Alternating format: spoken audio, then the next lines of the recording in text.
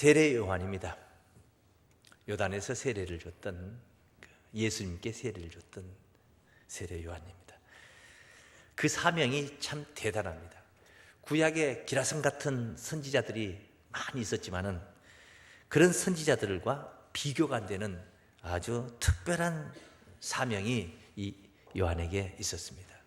그것은 메시아를, 이 땅에 인류를 구원하는 구원자를 직접 만나서 보고 그를 증거하는, 그 현장에서 그를 증거하는 영광을 가졌던 자가 바로 요한이라 하겠습니다. 구약의 선지자들이 누누이 메시아가 강림해서 인류를 구원할 것을 예언을 했습니다. 증거를 했습니다. 그 중에서도 이사야가 예언했던 말씀 중에 한 말씀을 우리가 참고를 보면은 이사야 40장 3절부터 증거된 말씀입니다. 외치는 자의 소리여 가로되 너희는 광야에서 여호와의 길을 예비하라. 여호와의 길을 예비하라. 이 말은 하나님이 나타나신다, 이런 말씀이에요. 길을 예비하라. 사막에서 우리 하나님의 대로를 평탄케 하라. 사막과 같은 이런 세상인데 하나님이 가실 그 대로를 평탄하게 하라. 평탄케 하라. 골짜기마다 도도지며 산마다, 작은 산마다 낮아지며 고르지 않은 것이 평탄케 되며 험한 것이 평지가 될 것이요 여호와의 영광이 나타나고, 그래서 이제 여호와의 영광이 그 길에 나타나시는 거죠. 나타나고 모든 육체가 그것을 함께 보리라. 이 살아있는 생존하는 인간들이, 이 사람들이 그 하나님의 강림하심을 보게 된다는, 그 영광을 보게 되리라. 보리라. 대지어 여호와의 입이 말씀하셨느니라. 이렇게 예언이 된 거예요. 이렇게 하나님 강림이 성경에 예정이 되어 있는 겁니다. 그 길을 예비하고 첩경을 평탄케 하라 하는 외치는 자의 소리가 있었는데, 그 약속에, 이 지금 증거된 이 말씀, 이 약속의 현장에 바로 요한이 나타나서 이 사명을 감당한 겁니다. 여기 지금 이사야가 예언했던 말씀에 그 사명을 요한이 감당하는 거예요. 하나님의 영광을 보며 감당을 하게 되는 거예요. 말씀이 마태복음 3장 1절부터 그 참고해 볼 수 있는 말씀입니다. 그때의 세례 요한이 이르러 유대 광야에서 전파하여 가로되 회개하라 천국이 가까웠느니라 하였으니 저는 선지자 이사야로 말씀하신 자라. 일러스되 광야에 외치는 자의 소리가 있어 가로되 너희는 주의 길을 예비하라. 그의 첩경을 평탄케 하라 하였느니라. 바로 이겁니다. 요한이, 세례 요한이 광야에서 외치며 바로 하나님의 길을 예비하고 그의 첩경을 평탄케 하는 사명을 가지고 이 땅에 강림을 해서 이렇게 사명을 감당했습니다. 그런 사명을 가지고 왔습니다. 대단한 사명인 것이죠. 엄청난 사명을 한 겁니다. 그가 그 사명을 감당하면서 지금 여기 마태복음 바로 그 뒤에 쭉 증거된 말씀 보면은 11절 12절 말씀 보면은 나는 너희로 회개케 하기 위하여 물로 세례를 주거니와 내 뒤에 오시는 이는 나보다 능력이 많으시니. 그러니까 그는 길을 예비하고 첩경을 평탄케 하는 그런 사명을 감당하고, 그렇게 요한이가 평탄케 하고 길을 예비한 길에 이제 뒤따라 등단하시는 영광의 하나님, 그분은 내 뒤에 오시는 이는 나보다 능력이 많으시니 나는 그의 신을 들기도 감당치 못하겠노라. 그는 성령과 불로 너희에게 세례를 주실 것이요 손에 키를 들고 자기의 타작마당을 청하게 하사 알곡은 모아 곳간에 들이고 쭉정이는 꺼지지 않는 불에 태우느니라. 이렇게 요한이 자기 뒤에 자기가 증거를 하고 나타나실 분을 증거를 하고 그 증거대로 나타나시는 예수를 지금 언급하고 예수를 나타내고 예수를 증거하고 있는 것입니다. 예수님이 감당해야 할 사명의 길에 요한이 그 앞에서 그 길을 평탄케 하며 그 길을 사명 감당 잘 할 수 있도록 그렇게 요한이 나타나서 그 길을 예비하고 있는 거예요. 주의 길을 예비하고 있는 겁니다. 요한은 이와 같이 예수님의 앞에 나타나서 예수를 증거하는 자로 사명을 감당을 합니다. 요한복음 1장 29절 말씀부터 증거된 말씀을 또 봅니다. 이튿날 요한이 예수께서 자기에게 나오심을 보고 가로되, 자, 있었는데 예수님이 자기 옆으로 나타나신 거죠. 지금 현장에 오신 거예요. 요한이 있는 현장에. 그걸 보았습니다. 보고는, 보라, 세상 죄를 지고 가는 하나님의 어린 양이로다. 누구의 양이다? 하나님의 어린 양이에요. 세상 죄를 지고 가는, 이 세상 인류의 죄를 다 도말하시기 위해서 홀로 그 죄를 담당하시는 메시아로 구세주로 오신 그 하나님의 어린 양이로다. 내가 전에 말하기를 내 뒤에 오는 사람이 있는데 나보다 앞선 것은 그가 나보다 먼저 계심이라 한 것이 이 사람을 가리킵니다. 나도 그를 알지 못하였으나 내가 와서 물로 세례를 주는 것은 그를 이스라엘에게 나타내려 함이라 하니라. 세례 요한이 요단에서 물로 세례를 준 것은 사람들을 회개케 위해서만이 목적이 아니었고, 저 많은 군중 중에 누군가 한 사람 메시아가 있는데 그 메시아가 나타나면 그를 자기가 증거를 해야 되는 거예요. 그 사람을 이 세상 많은 사람들 앞에 나타내야 되는 거예요. 그런 사명이라는 거예요. 내가 그 세례를 주는 것은 그것 때문에 세례를 준다. 요한이 또 증거해 그러되, 내가 봄에 성령이 비둘기같이 하늘에서 내려와서 그의 이위에 머물렀더라.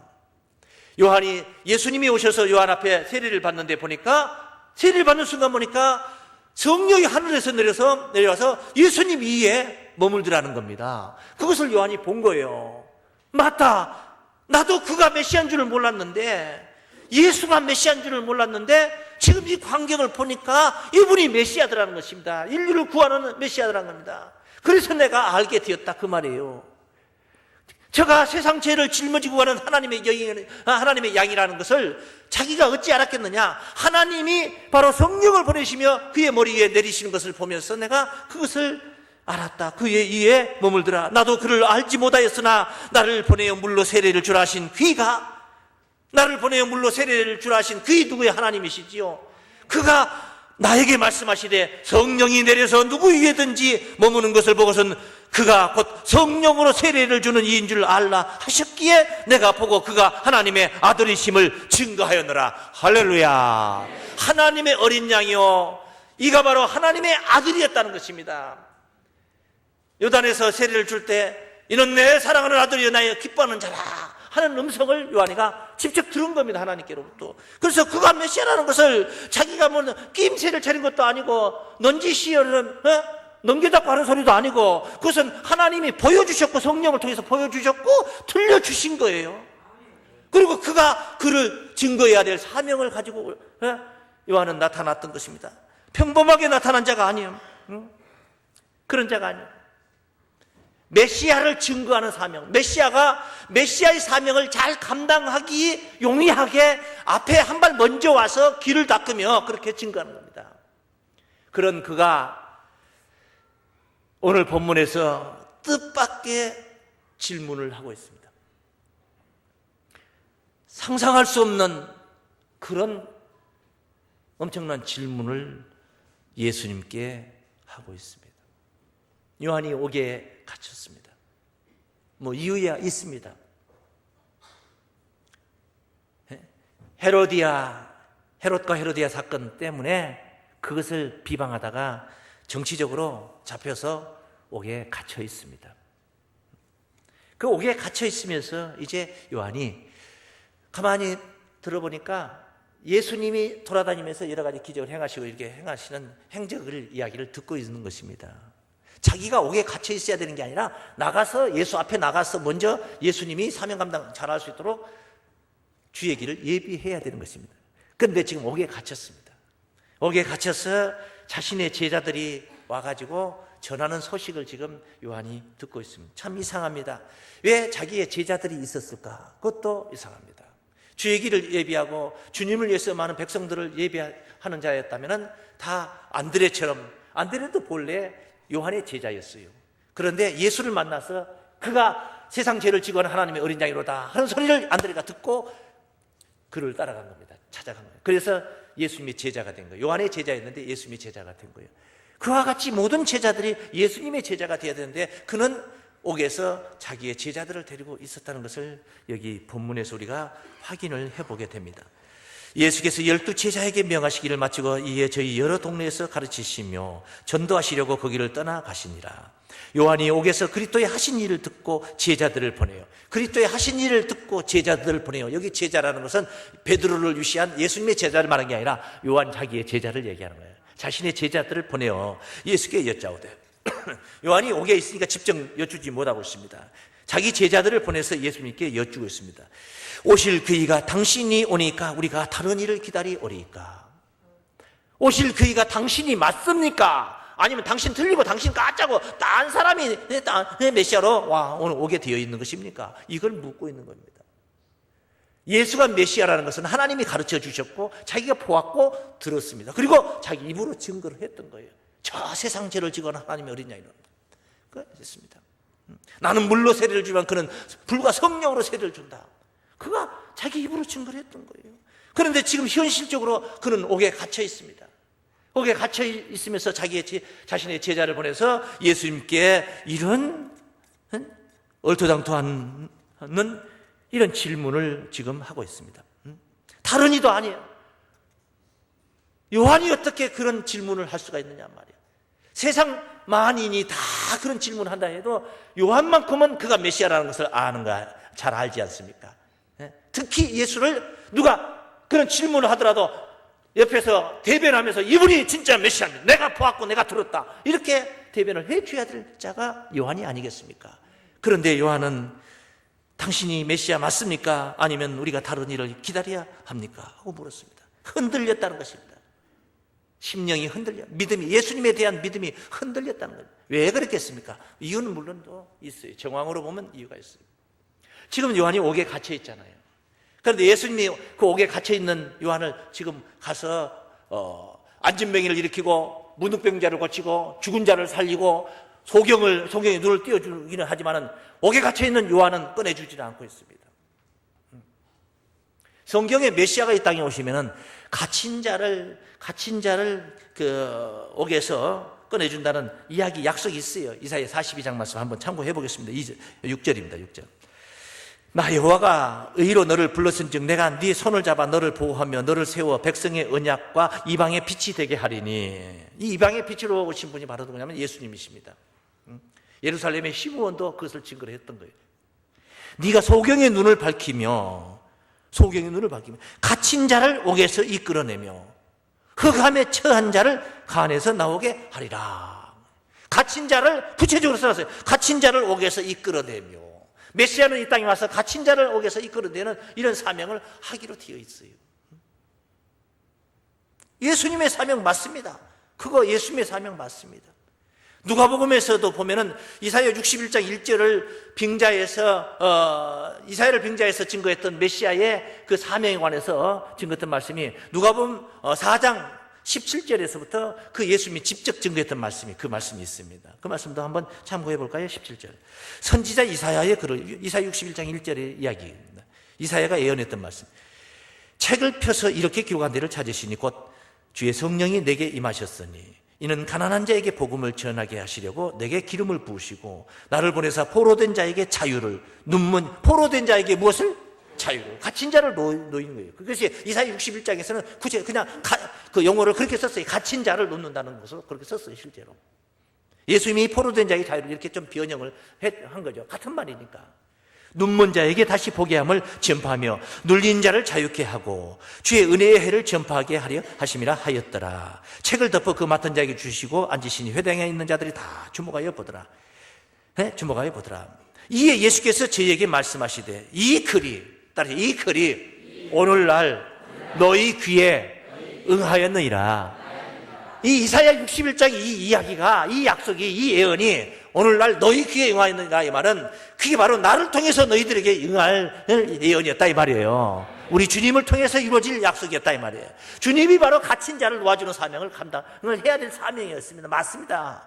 그래서 요한은 이 갇힌 자를 놓아줘야 되는데 자기는 갇혔는데 다른 사람도 아니고 자기를 증거하고 저 세상죄를 증거하는 하나님의 어린 양을 증거했던 요한을 예수님이 안 꺼내주고 있어요. 이것은 성경에 있는 이야기는 아니고 제가 지레짐작을 보면 그렇다는 것입니다. 정황이 그렇다는 거예요. 어쨌든 요한은 이런 환경 속에서 예수님께 자기 제자를 보내서 오실 그 이가 당신입니까? 아니면 우리가 다른 일을 기다리오리까? 하고 질문을 하고 있는 겁니다. 예수님은 그렇게 정치인들 비방하다가 잡혀가지고 옥에 갇혀있는 자들이나 꺼내주러 오신 분이 아닙니다. 갇힌 자는 옥에 감옥살이 하는 사람들이 갇혀있는 게 아니에요. 그렇게 질문을 했을 때 우리 주님이 답변하신 말씀을 보면은 요한이 자기의 제자들을 보내가지고 오실 그이가 당신입니까 아닙니까? 하고 물었을 때에 예수님이 답변하신 말씀을 보면은 옥에 갇힌 것을 꺼내준다는 것이 무슨 뜻인가를 우리가 쉽게 이해할 수 있는 것이 바로 오늘 본문의 내용인 것입니다. 한번 보시죠. 그 본문 말씀에 마태복음 11장 4절 말씀 한번 보세요. 예수께서 대답하여 가라사대, 그렇게 물어보니까 예수님이 답변하는 거예요. 너희가 가서 듣고 보는 것을 요한에게 고하되, 요한의 제자들한테 가서 요한의 제자들이 묻고 있어요. 우리 선생님이 이거 이렇게 물어봅디다. 그래, 알았다. 이렇게 가서 대답하라. 주님이 답변을 주신 거예요. 요한에게 고하되, 소경이 보며, 뭐가 보며? 소경이 본다. 소경은 흑암에 갇힌 자입니다. 소경이 본다는 것은, 예수님이 소경이 눈을 띄워주고 있다는 것은 흑암 속에 갇힌 자를 지금 열어주어서 꺼내줘서 포로된 자를 꺼내주고 있다는 말이에요. 안진뱅이가 그러면, 안진뱅이는 방 가운데 갇힌 자예요. 마당에다 내놓으면 마당에 갇힌 것이고, 광장에 놓으면 광장에 갇힌 거예요. 갇힌 자를, 지금 안진뱅이를 일으켜 세운다는 것은, 고친다는 것은 갇힌 자를 놓아주고 있는 거예요, 지금요. 예? 문둥이가 깨끗하면, 문둥이는 소록도에 갇혀 있습니다. 예? 공동체에 들어오지도 못하는 겁니다. 갇힌 자를 놓아주고 있는 거예요, 예수님이 지금 영적으로 볼 때. 육신적으로 감옥에, 자기 잘못해가지고 지가 잘못해서 감옥에 갇힌 사람들 건져주는 사명이 우리 주님에게 있는 게 아니에요. 귀머거리가 들으며, 죽은 자가 살아나며, 가난한 자에게 복음이 전파된다 하라. 가서 그렇게 말해라. 그러면은 요한도 지혜가 있을 것이니까, 다른 사람 같지 않고 지혜 있을 테니까 내 말의 의미를 알아들을 것이다. 오실 그이가 당신이 오니까, 그러니까 답변이 충분히, 이 말이면 충분히 된다. 내가 지금 갇힌 자를 놓아주고 있다. 이 사명 나 충실히 하고 있다. 무슨 말인지 알겠습니까? 그거 대답이에요. 얼마나 멋있는 현답입니까? 정말 멋있는, 묻는 질문자는 저 어리석은 우문을 했지만은 예수님의 답은 너무나 참으로 합당한 전국을 찌르는 현답을 하고 있지 않습니까? 그렇게 예수님이 이제 요한의 제자들에게 가르쳤죠. 갇힌 자를 놓아준다. 소경의 눈을 띄워주는 것이 주님의 최종 목적이 아닙니다. 최종 목적이 아니에요. 옥에 갇힌 사람을 꺼내준다는 그 자체가 최종 목적이 아니에요. 예수님을 알게, 그분의 존재를 알게 하는 것이 최종 목적이에요. 그가 하나님이고, 결론적으로 보면 그분이 하나님이고, 그분이 메시아고, 그분을 만나야지 구원이 있다는 것. 다시 말하면 병을 고쳐주는 것이 최종 목적이 아니라는 것입니다. 천국을 손에 쥐어주는 게 목적이요. 할렐루야. 메시아를 알게 해서, 메시아를 믿게 해서, 그래서 천국을 손에 붙들 수 있도록 가르쳐 주는 것이 바로 예수님의 바로 가르침의 목적이었던 겁니다. 기적의 목적이었던 겁니다. 오늘 본문 말씀 보면 요한이 질문했고 예수님이 답변했는데 결론은 뭐냐?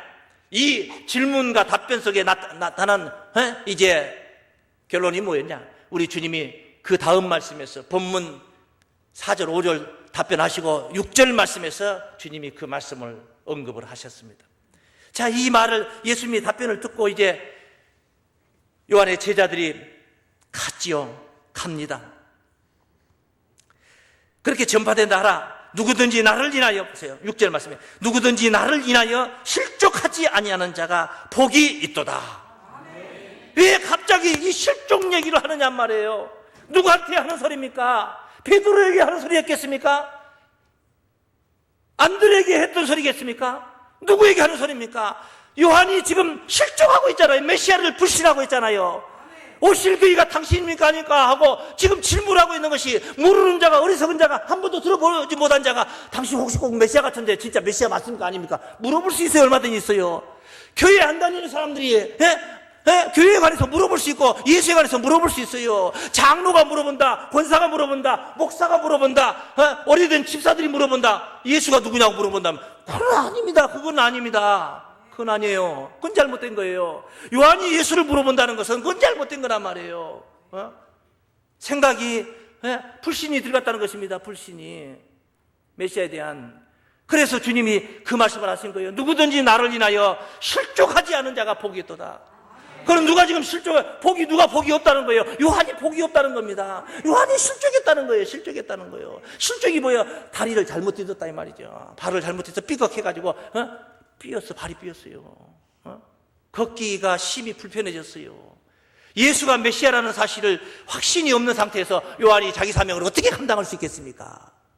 옥에서 서령 꺼내준다 한들 메시아인가 기인가 미인가 하는 상태에서 저 세상전을 지거는 하나님 어린 양이로다 어떻게 담대히 당당하게 말할 수 있겠습니까? 확신이 없는데 이렇게 이런 어리석은 질문 그대로라면 말이에요. 그래서 주님이 나를 인하여 실족하지 않은 자가 복이 있도다. 믿습니까? 실족했다는 거예요. 실족했다는 거예요.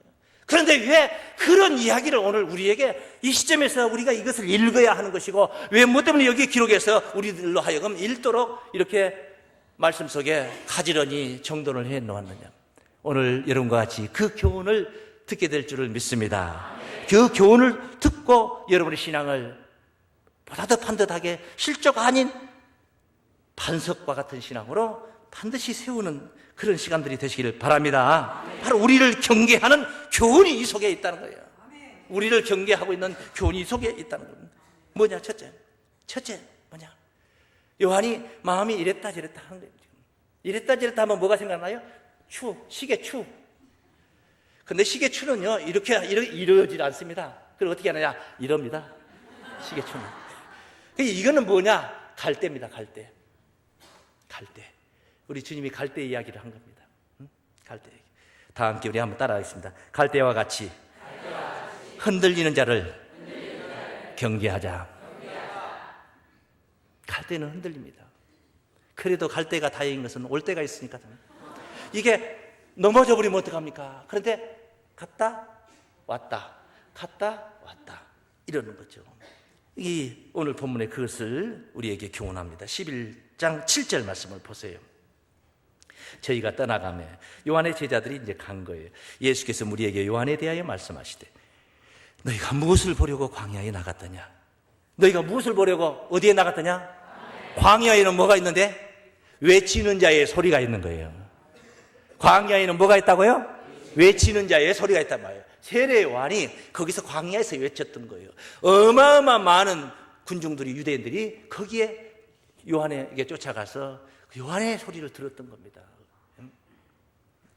그 무엇 때문에? 거기 보면 안드레도 앞서 말씀드린 안드레도 그 쫓아갔었던 자잖아요. 너희가 무엇 때문에 무엇을 보려고 광야에 나갔더냐? 이 말은 왜 갑자기 이 이야기를 합니까? 저희들이 떠나고 나니까 요한의 제자들이 가고 나니까 이 말을 한 건 뭡니까? 지금 요한을 지칭하고 있는 거예요. 지금요. 경계시키고 있는 겁니다. 바람에 흔들리는 갈대냐? 바람에 흔들리는 갈대는 그냥 안 흔들려요. 바람이 불어야 흔들리는 겁니다. 요한이 평소에 절대 이러지 않았습니다. 근데 왜 이러니까? 정치바람이 불어가지고 옥에 갇히는 고난 속에 있으면서 요한이 흔들린 거예요. 상황이 이런 상황이에요. 요한에게 바람이 불었던 거예요. 그러니까 갈대와 같은 신앙은 흔들리게 돼 있다는 거예요. 메시아에 대한 확신이 있을 때는 바람이 불어도 흔들리지 않아요. 뿌리가 뽑힐지언정 흔들리지 않습니다. 그런데 흔들린다는 거예요. 그래서 그것을 지적을 한 겁니다. 갈대.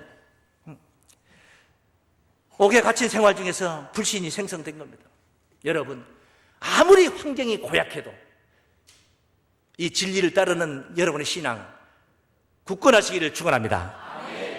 베드로가 가졌던 반석, 너는 베드로라, 내가 이 반석 위에 내 교회를 세우리니 음부의 권세가 이기지 못하리 했던 그 반석 신앙을 여러분 견지하시길 바랍니다. 그런 신앙을 가졌던 예수님 오병이어의 기적을 행할 때 장정만 남자만 5,000명이 먹었어요. 떡 5덩어리 고기 2마리 먹였던 이야기만.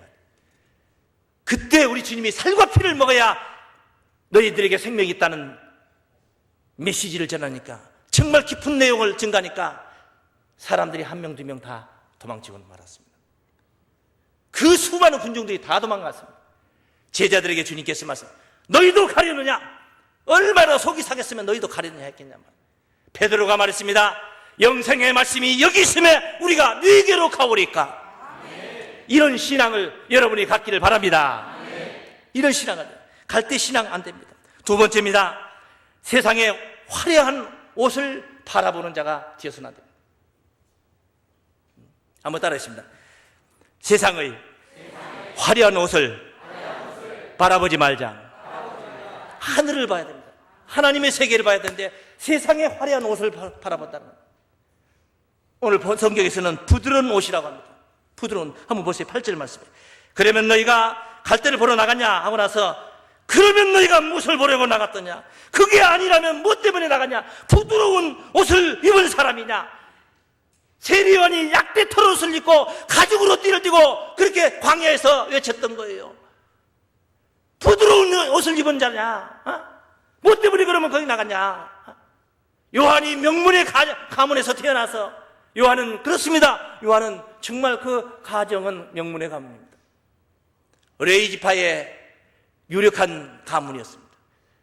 때가 되어서 제사장의 직무를 감당할 때에, 요한의 아버지 사가랴가 감당할 때에 하나님이 음성을 주셔서 자녀 생산을 하나님께서 메시지를 주었고, 요한이 그 약속대로 태어났던 자예요. 하늘이 점지하고 태어났던 자가 요한이에요. 레위 지파에 따라서 다 제사장 하는 게 아닙니다. 그런데 제사장의 직무를 감당하는 그러한 집에서 제사장의 아들로 태어나게 된 요한이었단 말이에요. 그런 자였습니다. 그가 광야에서 외쳤던 겁니다. 공동번역에는 부드러운 옷을 화려한 옷으로 그렇게 번역을 했습니다. 화려한 옷이 뭡니까? 옷이 뭡니까? 옷은 사명과 신분을 이야기하는 거예요. 영적인 측면에서 생각해보면 사명과 신분을 이야기하는 거예요. 요즘 뭐 청문회에서 좀 비까뻔쩍한 옷 입으려다가 오히려 그냥 다 까발겨져가지고 옷은 입기는커녕 그냥 이것도 저것도 다 못하고 그냥 이런 사람들도 간간히 그렇게 나오지 않습니까? 사명입니다. 요한의 사명이 그런 사명이었단 말이에요. 하나님의 뜻이 있어서 출생했던 자 아니겠습니까? 요한이 얼마나 사람들에게 인정을 받았으면은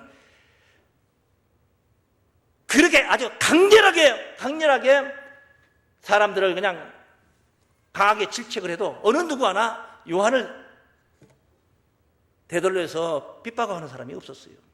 그런 자가 없었어요. 성경 보면 그런 말씀들이 있어요. 보세요. 마태복음 3장 말씀 보세요. 마태복음 3장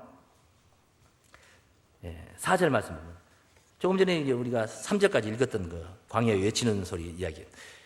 이 요한은 약대 털옷을 입고 허리에 가죽띠를 띠고 음식은 메뚜기와 석청이었더라. 이때 예루살렘 온 유대와 요단강 사방에서 다 그에게 나와 자기들의 죄를 잡아가고 요단강에서 그에게 세례를 받고, 요한에게 다 쫓아나와서 요한에게 세례를 받고 있습니다.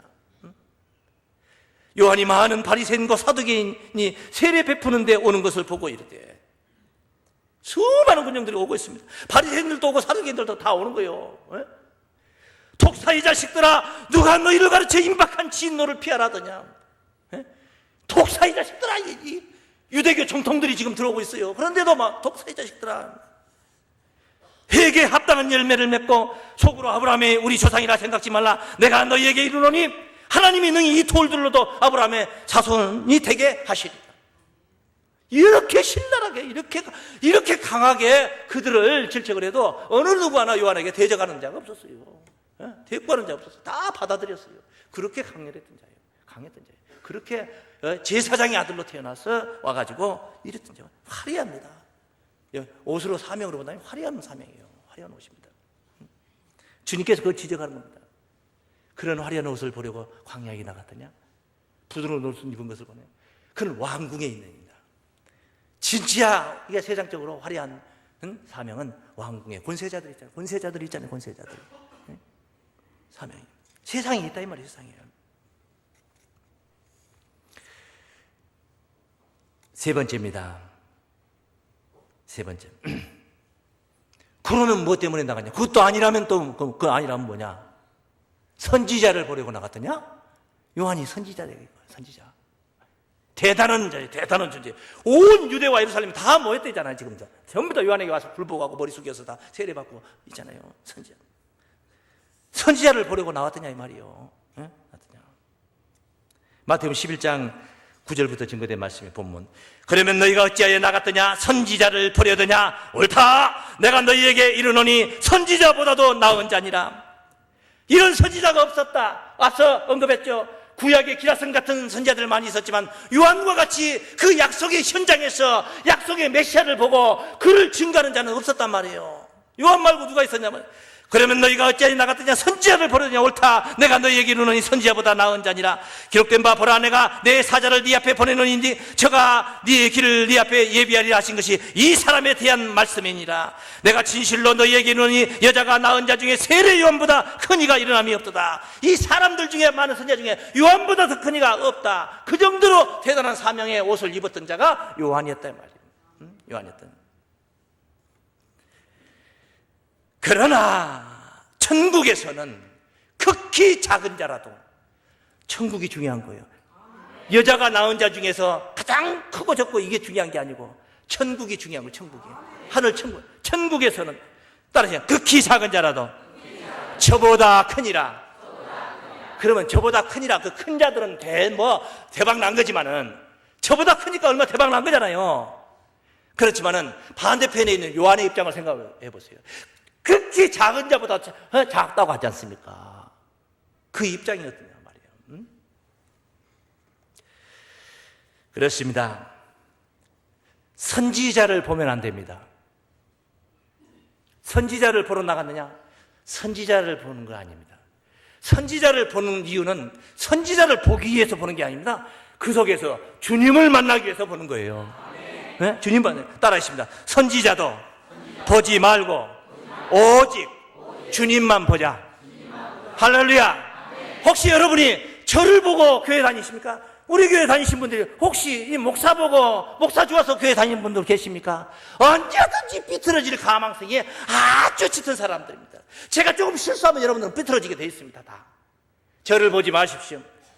사람이 요한도 여자가 나온 자 중에 최고의 선지자였지만은 그는 예수를 불신하면서 이런 실존 이야기가 거론이 되고 있는 게 요한입니다. 이게 사람의 실존인 것입니다. 사람을 보지 마십시오. 선지자 안에 계시는 주님을 만나시길 바랍니다. 참으로 요한의 실족은 요한이 죽고 살고 하는 문제가 중요한 게 아닙니다. 우리에게 주는 교훈을 우리가 드려야 됩니다. 해서 요한과 같은 실족을 우리가 해서는 안 될 줄을 믿습니다. 주님을 만나고 어떠한 경우라도 흔들리지 않는 반석신앙으로 주와 함께 영생복락의 그 나라에서 승리하시는 거룩한 성도들 되시기를 주의 이름으로 축원합니다.